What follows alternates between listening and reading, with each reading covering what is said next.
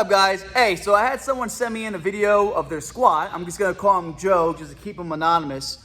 But Joe was asking about proper form in his squat. And I was all right, well, send me in a video, let me take a look at it, and let me see what's going on. He was thinking maybe there was some mobility issues or some form issues. I said, okay, send it in, let me take a look.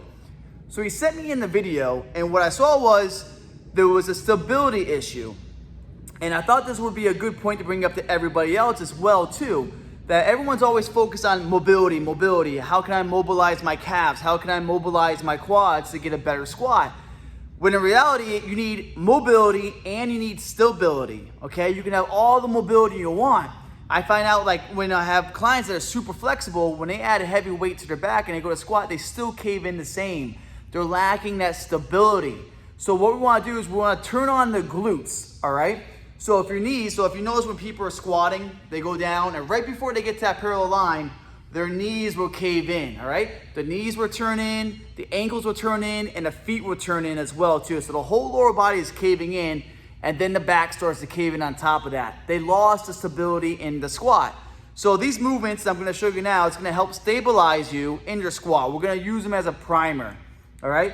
So again, it's good to do mobility work, but you also want to do some kind of stabilization work as well too, so you can stabilize that heavy weight on top of you. So what we're going to have is we're going to have these bands here, right? You can buy these off Amazon anywhere from $20 to $30. They're pretty cheap, and you got a different variety of tension on them. So what we're going to talk about is the monster walk and the sumo squat walk, or the sumo walk. And what researchers have found out is that the further the band is away from your glutes when you're working on this walk, the more muscles it's gonna engage, all right? The more muscles it's gonna activate. Meaning, I see a lot of people doing monster walks and they have the band around the top of their knee, which is great.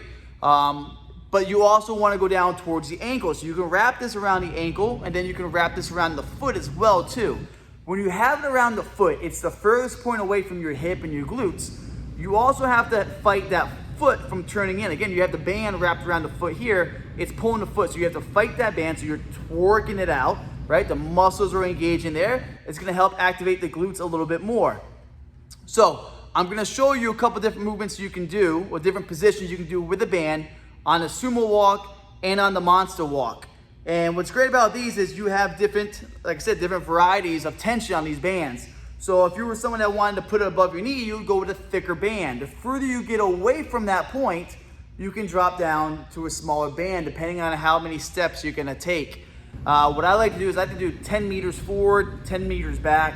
That's about 30 feet forward, 30 feet back. Distance, right? And you're gonna feel the burn right away, all right? So that's gonna help activate those muscles that you're gonna need to stabilize yourself in that squat. Again, this is a primer. In another video, I'll show you some strength movements to do to build strength in the glutes and in the hips so you can really maximize that squat.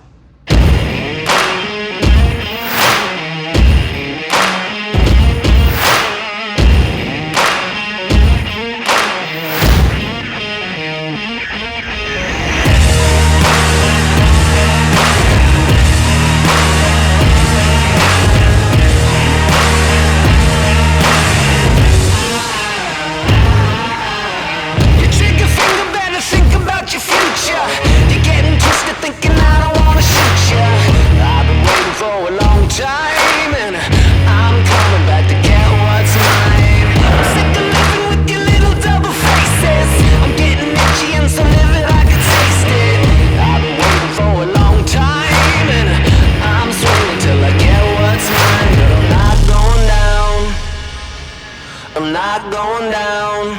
I'll be the last man